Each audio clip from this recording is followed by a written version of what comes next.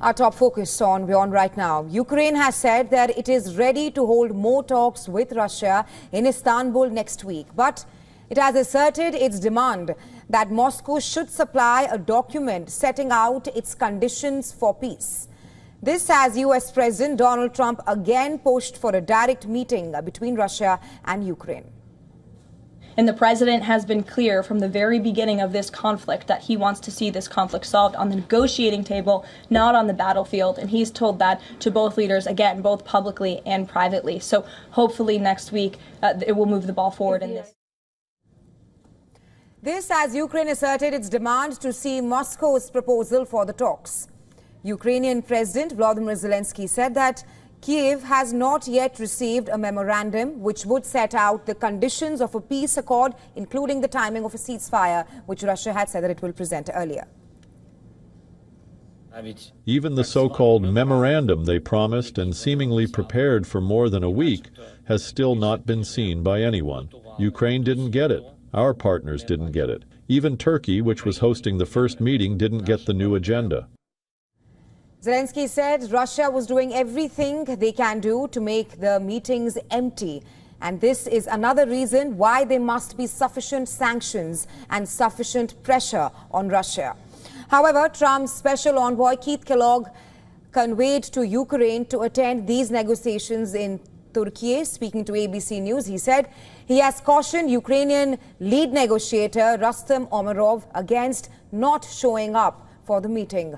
Kellogg also said in the interview that Russia's concern over the eastward enlargement of NATO was fair, and Washington did not want to see Ukraine in the US-led military alliance. He was responding to a question about a report that Russia sought a written guarantee that NATO would not expand eastward to include Ukraine and other former Soviet republics. Moscow has offered to hold a second round of direct talks in Istanbul on June 2nd, when it said it would put forth a memorandum outlining its conditions for a long-term peace settlement. Kremlin spokesperson Dmitry Peskov said that Kyiv's demands to hand over its memorandum was non-constructive. That's why Russia has suggested to meet in Istanbul on Monday and start discussing these projects. Demanding that we hand over the memorandum immediately or slowly is unconstructive. While diplomatic efforts to end the war have gained pace in recent months, Russia has maintained an intense bombing of Ukraine and rebuffed calls for an immediate ceasefire. On Thursday, local officials in Ukraine said that Russia had fired 90 drones overnight. At least 7 people were killed in drone, missile and artillery strikes. That's across 5 frontline Ukrainian regions. Russia said it had repelled 48 Ukrainian drones overnight, including 3 near Moscow. In a statement posted on social media, Russia's defense ministry said its army had captured the village of Stroyavka in Ukraine's northeastern Kharkiv region, as well as Gnativka and Shevchenko-Peshe in the Donetsk region. On the other hand, Ukrainian drones launched a nighttime attack on Russia's western Kursk region, damaging a hospital and apartment buildings and injuring at least 1 person. The regional governor reported fresh fighting in villages near the border where Russia has been seizing territory. And well, for more on this and to talk to us more about what's happening on the Ukraine-Russia battlefront from Kyiv, we have with us Oleksiy Melinek, co-director of Foreign Relations and International Security Program at Roscoff Center. Welcome to WION, sir. First up, there's perhaps growing pressure on Ukraine to attend the talks in Istanbul, with, of course, the US president and its special envoy asserting that Ukraine should not even think of skipping the talks. And this, of course, comes after Zelensky said that words are not enough for Russia. How is Ukraine perhaps perceiving this messaging from US? Good afternoon, and thank you for inviting me. Indeed, Ukraine been under heavy and unnecessary pressure from Washington, D.C. and President Trump personally, because Ukraine has shown its will to end the war as soon as possible. However, at the same time, there are real red lines for Ukraine, and the Russian demands, Russian ultimatums, are not acceptable. And it's not just a matter of President Zelensky's position, it's a matter of Ukraine's surveillance as a country.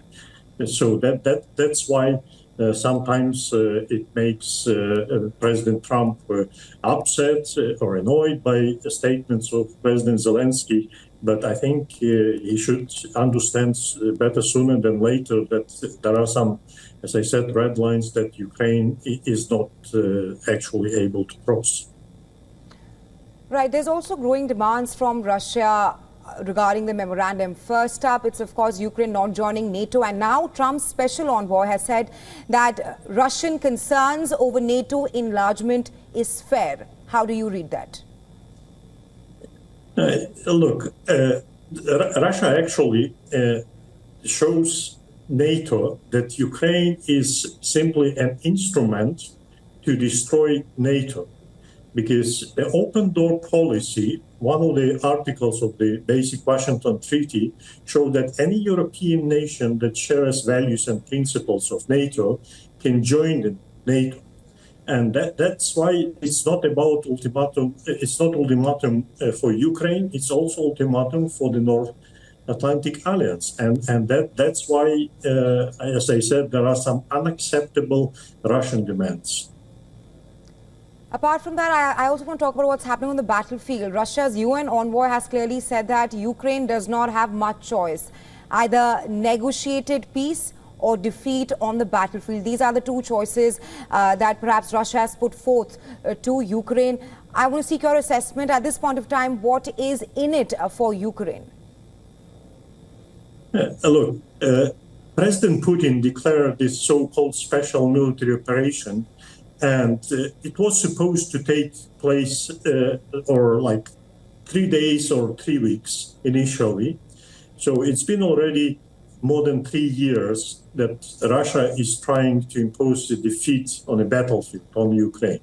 Indeed, Russia keeps an initiative, and on average, Russia occupies about 14 square kilometers a day. But for each kilometer, for each day, Russia pays enormous price. More than 1,000 Russian soldiers are killed or wounded every day. And they pay more than 150 soldiers for every square kilometers. And that's why I think Russian threats that they would defeat Ukraine militarily are not based on little or real calculations. Right, Mr. Milinik, thank you so much for joining us here on WION and sharing your insights here with us.